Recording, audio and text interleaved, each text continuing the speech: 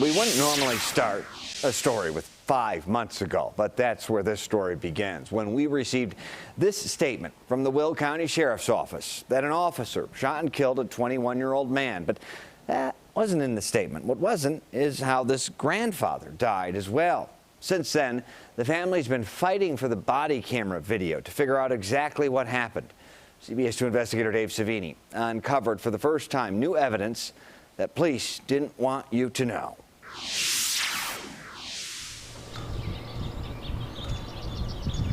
On this quiet suburban street, units responding to Middle Tree. A mental health crisis unfolding in the dining room of this home. 67, we need multiple. We have sad victims and gunshot victims. It was very chaotic. A grandfather and his beloved grandson. What did you see inside the home? I don't want to talk about it. To understand how their story ended, we first need to see how it started. This is actually my first time coming out here. Eldred Wells Sr. and his oldest grandchild, Jabbar, are buried here as they lived together. Oh, Jesus. I don't want to let them know, how much we still love them and miss them both. Eldred's sister, Sadie, says he was the rock of the family. He was a chemistry major. And he went on to work in a company? Quality control manager, 36 years. Then he retired. What did your father mean to you? The world. I mean, he was my go-to. That's his daughter, Rhonda. Her kids relied on Eldred, especially Jabbar. He was a smart child, handsome, had a gorgeous smile. Jabbar Muhammad grew up in the Joliet area. You just couldn't say no to him, really. Moved out of state for high school, then when the pandemic hit, moved back home to Joliet Township to live with his grandfather. He loved his grandfather. So his grandfather and him had... peas in a pot. But Jabbar, who was 21, started experiencing signs of mental illness, and sheriff deputies were told. A previous 911 call for service reveals Will County Sheriff's deputies and ambulances were dispatched to the home for a suicide attempt on October 27th. There's going to be a Jabbar Muhammad. And just a week and a half later, on November 6th, sheriff deputies were back. You can even hear dispatchers warning deputies of his ongoing mental health crisis. Okay, for 43, it looks like we have previous for suicidal. We knew he was having some type of mental struggles. He has no shirt, unknown color sweatpants. He still has the knife, arguing with the grandfather. Jabbar's younger brother was standing outside this door when police rushed in. He says they pushed him aside with weapons out. Seconds later, all he heard was about a dozen gunshots. That's when he looked in and saw his brother and grandfather lying on this floor, covered in blood. So on November 6th, Yes. you lost two of the biggest pieces of your family. Yes. Dad's on the left, Jabbar's on the right. But 5 months later, the family still has not been told what happened in that dining room. Authorities refuse to release any police or autopsy reports. No one's telling you anything? No. Here's the only information the Will County Sheriff's Office would share with the public. This is the official news release issued the day after their deaths.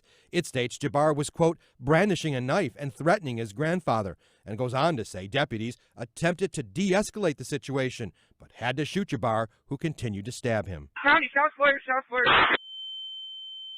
10-4 shots fired. We obtained ambulance reports stating Jabbar was dead on the scene with 12 gunshot wounds to his body, 3 more to his head. The EMS crew found stab wounds to Eldred's neck and shoulder. But the CBS 2 investigators have learned that's only part of the story. There was something else in the reports about Eldred the family didn't know. Nobody said anything about a bullet in his back and chest cavity. Not at all. Not at all. We obtained Silver Cross Hospital patient care records revealing Eldred Wells Sr. had 1 GSW, or a gunshot wound, to his back, and another one to one of his hands. Is the sheriff department being transparent? No. What could show the truth about what happened that day? Taxpayers funded a brand new body camera program for the Will County Sheriff's Office last year, but the department is keeping all the body cam video of this shooting secret. We just want to know the facts. Body camera footage? Have not seen it. The family filed a Freedom of Information Act request for the video. So did the CBS 2 investigators. The sheriff's office denied us both. They won't turn it over? No.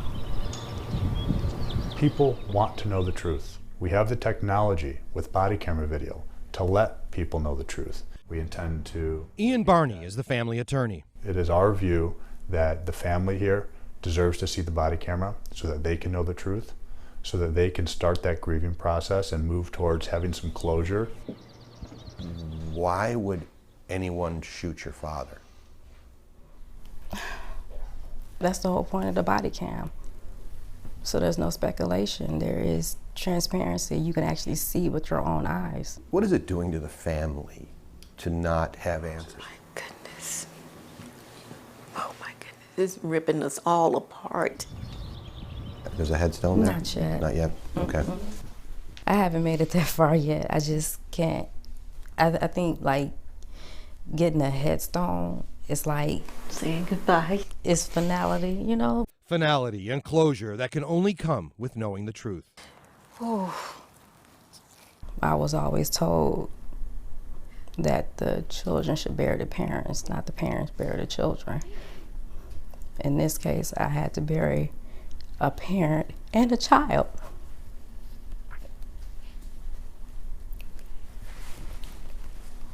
It's okay. The family's attorney filed a Freedom of Information lawsuit tonight trying to force officials to turn over that body camera video. The investigators handling this case refused to do an interview with us.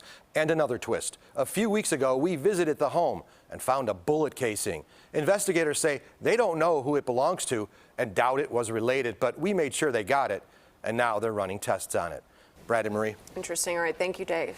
Feels like this one's going to have legs. Oh, yeah. We're going to stay on it. Okay, Dave Savini, CBS 2 investigator and team, thank you. If you or someone you know are concerned about suicide, contact the National Suicide Prevention Lifeline at 1-800-273-8255. That's 1-800-273-TALK. You can dive deeper into the timeline and extended interviews on our website. Get there by downloading our app and clicking on the Investigators app.